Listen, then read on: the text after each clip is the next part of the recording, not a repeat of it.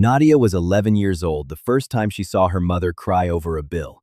It wasn't a big bill, it was the electric bill, maybe $90 more than expected. But Nadia remembers her mother sitting at the kitchen table with the envelope in her hands, very quiet, very still, and then not quiet at all. Nadia didn't understand the number. She understood the fear. She never forgot that moment. And 30 years later, Nadia has a stable job, a healthy income, and more money in her checking account than she needs for the next 6 months of expenses. And she still feels a small jolt of dread every time she opens a bill, any bill before she's even looked at the number. That feeling isn't random. It's not a personality flaw. It's not just how she is. It's a script. And she inherited it before she was old enough to have a bank account of her own. Here's what almost nobody tells you about your relationship with money. Most of it isn't yours. Not originally. Before you ever earned a dollar, made a budget, or opened a savings account, you were already absorbing a set of unspoken rules about what money means, what it's for, and what it says about you. Psychologists call these money scripts deeply held, often unconscious beliefs about money that form in childhood and quietly direct financial behavior for the rest of your life. The strange part is that a money script doesn't need to be spoken out loud to be absorbed. In fact, most of them never are. You don't remember your parents sitting you down and explaining their philosophy on money. You remember the tension in a grocery store when a coupon didn't scan right. You remember whether money was talked about openly at dinner or never mentioned at all. You remember who got anxious, who got secretive, who got generous, to the point of it feeling uncomfortable. Children are extraordinary pattern detectors, and money, wrapped in emotion the way it almost always is in a household, is one of the most absorbable patterns there is. And here's the part that makes this genuinely tricky to untangle later in life. Children don't just absorb the emotion, they absorb the emotion as fact. If money produced fear in the house, a child doesn't conclude, "My parents were stressed about this specific bill." A child concludes, "Money is a source of danger."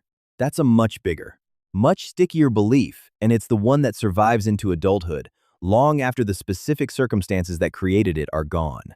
By the end of this video, you're going to recognize your own inherited money script, and more importantly, you're going to understand exactly what to do once you've spotted it. There are 5 scripts that show up again and again. See which ones sound familiar. Script 1, the scarcity script. This is Nadia's script. It forms in households where money felt unpredictable, tight, or threatened, even if the family wasn't actually poor. What matters isn't the household's real financial situation. What matters is how safe money felt. If a child absorbs the belief that money can disappear at any moment, that belief doesn't disappear just because the adult version of that child now earns a good income. The scarcity script shows up as oversaving to the point of anxiety, difficulty spending on anything even mildly indulgent, a persistent low hum of financial dread regardless of actual bank balance, and sometimes, paradoxically, sudden panic spending as a release valve for that constant tension. Script 2, the avoidance script. This one forms in households where money was simply never discussed. Not with anger, not with fear, just silence. No conversations about budgeting, no explanation of how bills worked, no modeling of how decisions got made. Children raised in avoidance households often grow into adults who avoid looking at their own finances entirely. Unopened statements. Vague awareness of account balances. A general discomfort that makes them let a partner, a parent, or simply denial handle the details. It's not laziness. It's that no one ever showed them financial engagement was something you were allowed to feel comfortable doing. Script 3, the status script. Here's the one that gets uncomfortable to talk about, because it's rarely framed as a problem while it's happening. This script forms when money in a household was closely tied to appearance, achievement, or worth. Spending was used to project stability, success, or love. The nice car parked outside a house that was quietly behind on the mortgage, the expensive gifts that stood in for emotional presence. Children who absorb the status script often grow into adults who equate spending with self-worth, who feel a compulsion to look successful regardless of their actual financial position, and who experience genuine anxiety at the idea of appearing modest, even when modesty would serve them better. Take Marcus. Marcus grew up in a household where his father drove a car the family genuinely couldn't afford, because to his father, arriving somewhere in a beat-up sedan felt like a kind of public failure. Nobody ever said we spend to look successful out loud. But Marcus watched the pattern for 18 years. The new phone every year, even during tight months, the brand name clothes prioritized over the savings account nobody ever mentioned. Today, Marcus earns a solid income, and he still feels a genuine wave of anxiety at the idea of being seen in anything that looks cheap. He's not vain. He's running a script that told him for his entire childhood that appearance and worth were the same thing. Now, here's where it gets more complicated, because these scripts don't operate in isolation. Someone can carry scarcity, fear, and status spending at the same time, which sounds contradictory until you realize both scripts are usually about safety. One seeks safety through hoarding. The other seeks safety through appearing secure to others. They're two different strategies solving for the same underlying fear. Script 4. The secrecy script. This forms in households where money was a source of conflict, often hidden from children entirely. Arguments behind closed doors, financial decisions made without explanation, sometimes even one parent hiding spending or debt from the other. Children who absorb this script often become adults who struggle with financial transparency in their own relationships, who feel instinctively defensive when asked about money, or who quietly keep financial secrets of their own without fully understanding why disclosure feels so threatening. This is often the hardest script to spot in yourself, because secrecy, by definition, doesn't announce itself. It just feels like a completely reasonable preference for privacy until a partner asks a simple financial question and the reaction that comes up is defensiveness instead of openness. Script 5. And this one surprises people. The money is dangerous script. Some households, often well-meaning ones, communicate directly or indirectly that wanting more money is greedy, that wealthy people are inherently suspect, or that ambition around money is somehow morally compromised. Children who absorb this script often grow into adults who self-sabotage financial opportunities without realizing it, turning down raises that feel undeserved, avoiding investing because growing wealth feels uncomfortable, or capping their own success at a level that feels acceptable rather than a level that reflects their actual capability. This script is particularly sneaky because it disguises itself as humility or values, when what's actually happening is an old belief quietly limiting a very present-day decision.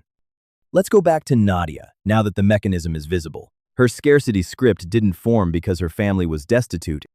It formed because she watched her mother's fear, once, at a kitchen table, and her 11-year-old brain filed that fear away as data about how the world works. She didn't choose that script. No one sits down and consciously decides to feel dread over a light bill. The script installed itself quietly, the way most of them do, and it's been running in the background for 3 decades. And Marcus's status script has been running for just as long, on a completely different track, driven by an entirely different childhood scene, arriving at an entirely different, but equally costly, adult behavior. None of this makes anyone broken. It makes them human, and it makes the pattern learnable, which means it's also unlearnable. So, what do you actually do with this? Here's the plan. First, name your script specifically.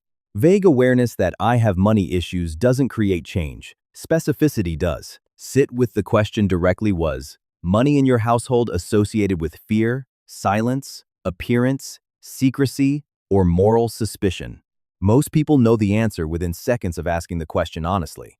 The script was never actually hidden. It was just never named. Write it down in one sentence if you can, not, "I'm bad with money," but something closer to, "I learned that money disappearing was always a threat," or "I learned that looking successful mattered more than being financially stable." Second, trace one specific behavior back to the script. Pick one financial habit that frustrates you. Maybe it's avoiding your bank app. Maybe it's feeling guilty after any purchase. Maybe it's overspending right after you feel a flash of insecurity.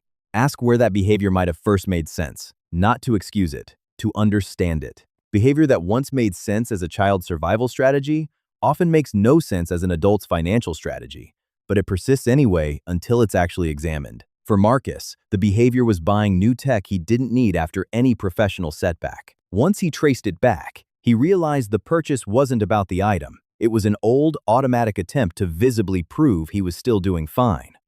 Third, write the counterscript deliberately. If your inherited script says money is dangerous to want, your counterscript might be, wanting financial security is not the same as greed. If your inherited script says money should never be discussed, your counterscript might be financial transparency. With the right people, creates safety rather than threatening it. This isn't a slogan exercise. It's identifying the specific belief that's driving a specific behavior and replacing it with one that's actually true. The counterscript has to be specific enough to apply in the exact moment the old script would normally take over. Fourth, practice the opposite behavior in low-stakes moments. If your script is avoidance, open one financial statement a week without judgment, just to build tolerance. If your script is scarcity, deliberately spend a small, planned amount on something enjoyable and notice that the world doesn't end. If your script is status, try going somewhere that matters to you in something plain, and notice that nothing bad actually happens. Scripts change through repeated evidence, not through a single insight. Every one of these small experiments is a data point that slowly outweighs the old one. Fifth, and this is the one that actually breaks the cycle, talk about money differently with the people you're building a life with: partners, children, close family. The single most reliable way to interrupt an inherited script is to stop passing it forward silently. You don't need to have all of this figured out to start talking about money with more openness than you were given. You just need to be willing to be the first person in the pattern to name it out loud. Nadia's mother never explained her fear at that kitchen table, because most likely, nobody had ever explained it to her either. Marcus's father never explained why the car mattered so much, because it's likely nobody ever explained that to him either. That's not a failure. That's just how quietly these patterns move through a family, generation after generation, unless someone eventually stops and asks where the feeling actually came from. You didn't choose your money script, but you get to choose whether you keep running it exactly as it was handed to you, or whether this is the moment you finally look at it clearly enough to write something different. That's not a small thing. That might be one of the most important financial decisions you ever make, and it has nothing to do with your income at all.